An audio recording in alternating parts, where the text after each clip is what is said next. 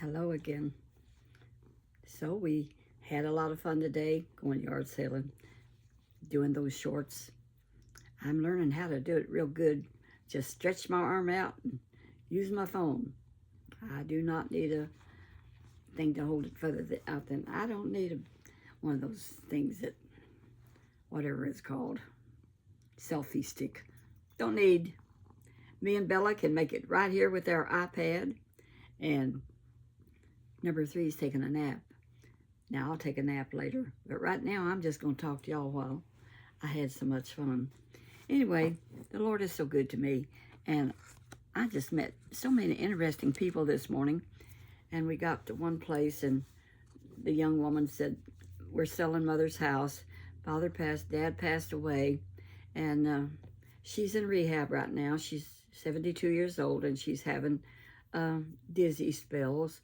So we just held hands and prayed for Mama in rehab because, the Lord can still heal.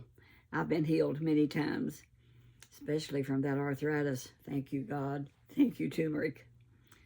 But I am getting so many wonderful comments, and I hardly have time to answer them. So if I don't answer them, I will read them. I got to figure out how to let you know I read them. I'll figure that out when I get to it. I don't know.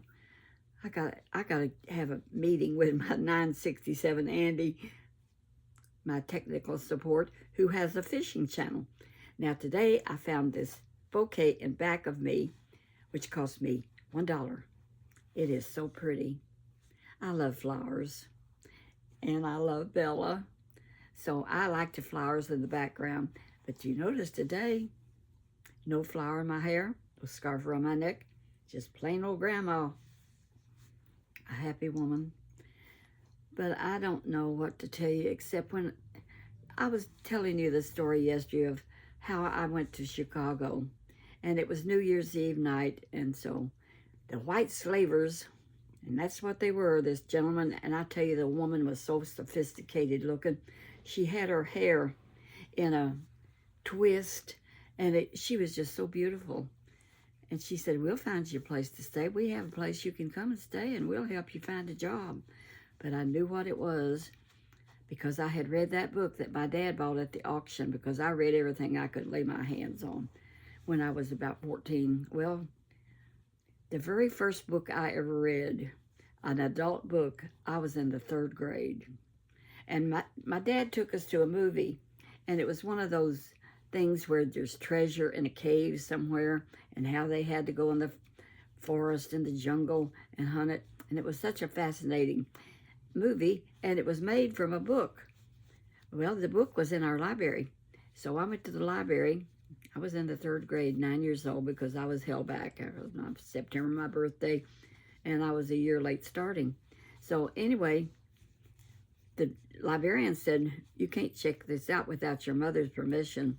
Well, Mom gave permission, and that's the first book I read. But I read that white slave book, so I was aware. Think of those girls that they greeted that was not aware, and they put them right straight into white slavery. It saddens you, man. It did me anyway. But I escaped. The Lord has always went before me, and he did it again today. And I found things that was interesting and fascinating. I found a fascinator. Well, I do know what a fascinator is. I looked at them on Amazon, and some of them are beautiful, but I got this one for like $3. Whoopee. I'm a happy grandma with my new fascinator. I'm going to wear it sometime. And I just find such lovely things. And James found a lot of stuff, and James found a bunch of scarves that I'm going to be wearing. They're somewhere around. We're going to take them over to his house. So anyway, I went on to Chicago, and I left Chicago the next day, caught a bus for Great Lakes, and I went to Great Lakes, and I went to the headquarters, and I told him, I said, my husband is here in the brig, and he's went AWOL so many times, 2 or 3 times, I can't remember. I said, he went AWOL, and he's not liking the Navy very well, and if I stay here, maybe he thinks I'm running around on him, and I wasn't. But somebody saw me out square dancing with my girlfriends, Well, you got to do something. I mean, you can't just sit at the house, you and your girlfriend. So we went square dancing, and his brother saw us out at the Pine Ridge square dancing with a bunch of other square dancers. I don't really know how to square dance, but you learn, you just follow whatever they say. So he had heard that, and so I told the guy, I said, I got to stay here. And he told me how to find a room to stay in a little nearby town, right in there, close to the base. And I looked in the paper, and there was one, and I went and rented from this little Italian lady. Now, she was as cute as a button. And here I am. I think I was probably 19 by then. And she rented me a room for $10 a week. So I could pay her. That was in my budget. But that room didn't have no refrigerator, didn't have no stove. Whatever I ate had to be like picnic. So I would drink my hot milk. I'm going to have hot milk regardless, so I'd buy it a quart at a time. And it would last for 2 days without refrigeration. And I would buy canned tuna and mayonnaise and pickles and make me tuna salad, chicken the same way. There was no chicken places, and there was no fried chicken and places like that in the stores back then. You just had to make do best you could. So I camped out in that room, but it was so hot up there in the summertime that I would sneak downstairs. She had a back porch, or maybe it was a front porch, but it had a couch on it. And it would be so hot up there, so I would sneak down and sleep on that couch. And it was so much nicer.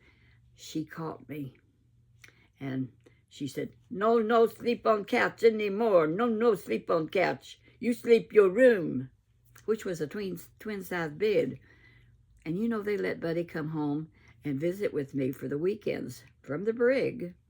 And that made him happy. We was young. So y'all know what happened. And we would get to be together there for like 1 or 2 nights, sleeping in that twin bed. It was terrible. So I would still sneak out, get him asleep, and go downstairs, sleep on that couch. It was a lot better. She didn't catch me all the time. She just run me off again. She was an Italian. She bought her olive oil by the gallons. I had never heard tell of olive oil, but I learned a bunch of stuff. She did not let me cook in her kitchen. She didn't let me do anything down there. So we was on sandwiches when everybody came home. Bologna sandwiches are not too bad. A loaf of bread, bologna sandwich, some mustard or mayonnaise, slice you a tomato, maybe an onion. It ain't too bad if you're hungry. And I've always been hungry. Today, last night, we went out to the Mexican place and got a big fajita. And there was a bunch of it left over, and we forgot to take our little white pancakes and put the fajita stuff in it, so I had them left over, and we shared it, but there was still so much left that I bought it home, and that's what I just had for lunch. I just heated it all up and fried me one of those, whatever it was. I'm not expert on Mexican food, but I'll tell you what, it was delicious with a half glass of milk, and I thank God that I have a good appetite. A lot of our senior citizens lose their appetite. They won't cook for themselves, and they just sit around and pass on but if you stay hungry like I do, you're going to cook something. I like my flowers. I can see them in the background everywhere.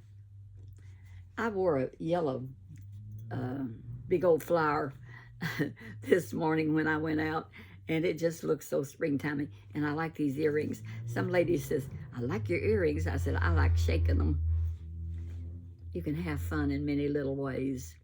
Just learn to appreciate what the Lord gives you. And last night when I was going to bed, I laid in bed and I said, Lord, I want to thank you for all my blessings. So I started at the top. First, I thank you, Lord, that I know you. And I thank you for James and for my children. I have 3 daughters and a son. My baby daughter says, I want a brother. I didn't have a boy. She drove me crazy. I need a brother. I need somebody. Karen and Kathy won't let me play with them. This was baby Kim. Of course, she's 65 years old now, I think.